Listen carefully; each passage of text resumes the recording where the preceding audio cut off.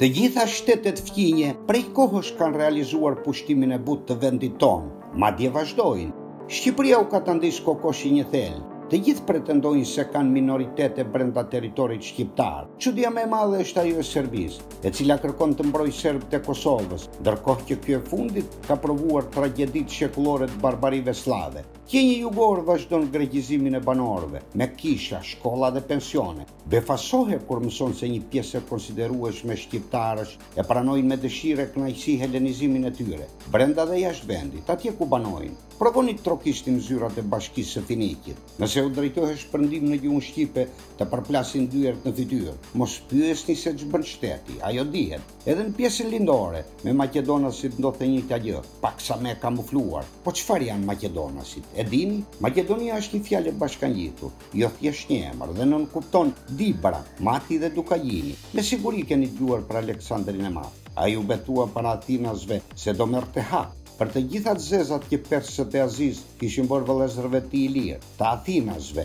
Marathonasve, Peloponesve, Arkadëve, të gjithë bregut tindor të Ilirisë. Ai e shpalli Atinën perandori e diellit, Yllas apo Ellas, dhe vendosi diellin flamur. Aleksandri shfrytëzoi të gjithë krahinat ilire duke kërkuar djemt më të fortë për ushtrinë e hakmarrjes, dhe Maqedoni do të thotë marrëgjak. Shqipja jonë e bukur na e shpjegon historinë. Le të ndalemi te një pretendim i shtetit bullgar, sipas cilit pas ka një minoritet me banor të asaj race. Krajina e Golobordës ka qenë prej kohësh arenë për plasjesh mes bullgarëve dhe maqedonasve. Secili shtet nxiton t'u ofrojë mbështetje, u jep pasaporta dhe privilegje të tjera. Nuk është gjuha e përzierë slave që ata njohin, treguesi përkatësisht tyre. Ata janë shqiptarë, sikurse banorët e Bregdetit që flasin grekisht. Lufta diplomatike vazhdon e heshtur, mes shoqatave dhe veprimtarive konkrete në terren. Do flasim për një tjetër realitet hidhur, për fshatin Borje të Kukësit, i shpallur së fundmi minoritet bullgar, edhe pse jeta e këtyre banorëve historikisht është e lidhur me Kosovën,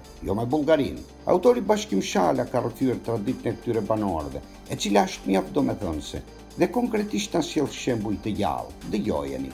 Në qendër të fshatit të thellë të Borjes, në kufi të Kukësit me Kosovën, Fato Solomani, 49 vjeç, thotë se jeton mes pasioneve tij të shumta, si mjek popullor, hipist dhe koleksionues i armëve të vjetra. Në lokalin e tij trekatsh të ngritur si kull në mes të fshatit, Solomani nxjerr me krenari koleksionin e tij, që përbëhet nga i revole austriake dhe 7 lloje të ndryshme shpatash.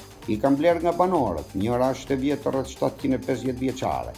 Thot ai dhe më pas tregon vulën në bishtin e shpatës, që sipas tij tregon datën e prodhimit. Solomani është një banor tipik i fshatit Borjes, ku historia dhe gojdhënat gërshetojnë shpesh me realitetin brenda një hapësire të ngushtë, ku jetojnë së bashku rreth 900 banor. I shpallur 3 vjet më parë si minoritet bullgar në Shqipëri, Borja njihet për traditën e vet të pasur, pra shumë lidhje dukshme me Bullgarinë nuk ka. Fshati krenohet gjithashtu me një orën 210 vjeçare, Bliri 150 vjeçar, martesat e hershme me dashuri apo relikte të ngjashme me ato të Lomanit, që trashëgohen me fanatizëm ndërbreza. Rruga që lidh Kukësin me fshatin Borje është thuajse e shkatruar, po për të mbritur më lehtësisht atje duhet kalosh 2 herë kufirin, përmes stacioneve Shishtavec Krushev dhe Borje Globoçic. Në bazë të një memorandumi mes Shqipërisë dhe Kosovës, kalimi i kufirit është i lejuar vetëm për vendasit, por policët kufitarë mbyllin një sy kur vjen puna për njerëzit e medias. Pas ndërtimit para 3 vjetësh të rrugës lidhëse me Globoçicën e Dragashit, Borja thuajse i ka shkputur lidhjet me Kukësin dhe ka ndërlidhur jetën e saj me Kosovën, si dikur. Më shumë se gjysma e banorëve mbledhin bimë medicinale, të cilat i tregtojnë në Dragash, ndërsa rreth 100 banorë punojnë ndërtimin në Kosovë, në këmbim të pagesave prej 25-30 euro në ditë. Një lloj si punën dhe ekonominë, Borja e siguron edhe shërbimi shëndetësor në Kosovë. Në kohën e komunizmit në Borje ka pasur spital, shërbim stomatologjik dhe farmaceutik, ndërsa tani nuk ka as mjek. Shërbimet mjekësore, urgjenca dhe shërbimet dentare i kryejnë qytetin e Dragashit në Kosovë. Po studiuesit e historisë, çfarë thonë? Novruz Mehmeti, i cili është një herë zgjedhur drejtori i shkollës 9-vjeçare të fshatit, mendon se shpatat në koleksionin e Fato Solomanit mund të jenë sjellë në Borje nga nizamët e luftës ruso-turke. Nuk është zhvilluar ndonjë betejë në Borje. Shpatat mund të jenë të ardhura. Në plevën të Bullgarisë në vitin 1877, në luftën ruso-turke, janë marrë si nizam 76 borjan, por nga këta vetëm njëri ka ardhur i gjallë. Po cila është e vërteta e emigrimit të këtyre banorëve? Hulumtimi në arkivat e perandorisë austro-hungareze në Vjenë afron detaje interesante. Në regjistrat e censusit vitit 1918, fshati kishte 880 banorë, ndërkohë që 44 kuzhinierë mbëlsirash nuk kishin të pranishëm gjatë regjistrimit popullsisë. Ata ndodheshin në Bosnë, Gjevgjeli ose Maqedoni e Veriut, Turnus Severin në Rumani ose Bullgari.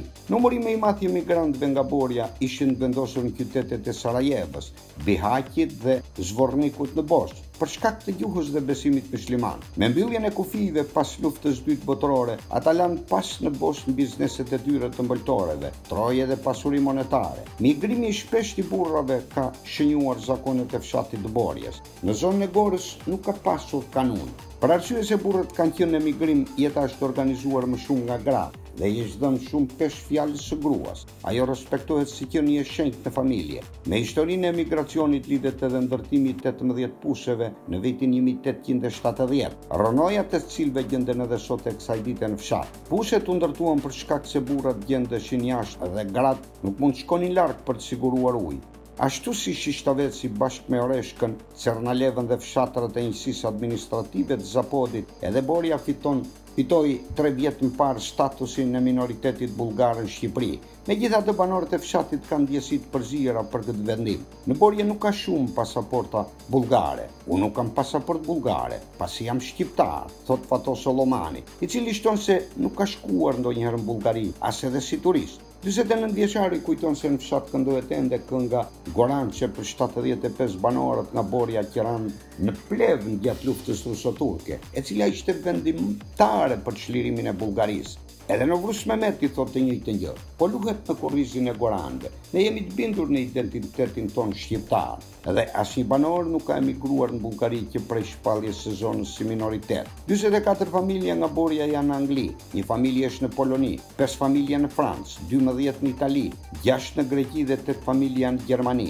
Ata i ruajnë me fanatizëm zakonet dhe traditat e tyre. Me të njëjtin fanatizëm banorët përpiqen të mbrojnë me fanatizëm jo vetëm orën 210 vjeçare dhe blirin 150 vjeçar, i mbjell sipas Mehmetit në kujtim të Nizamve në luftën e Plevnës në barezat e vjetra të fshatit. Në shekuj hapje dasmës bëhej në kodrën e fshatit në tingujt e çurrleve dhe lodrave, veglave karakteristike të zonës. Bajraku i dasmës është gjithashtu i veçantë, një beze në formë kornize të bardhë dhe një lule të kuqe në qendër. Në Borje traditën e dasmës e lidhin me historinë e një njeriu që kishte qenë i fejuar, por nuk arriti të martohej, pasi vdiq nga tuberkulozi.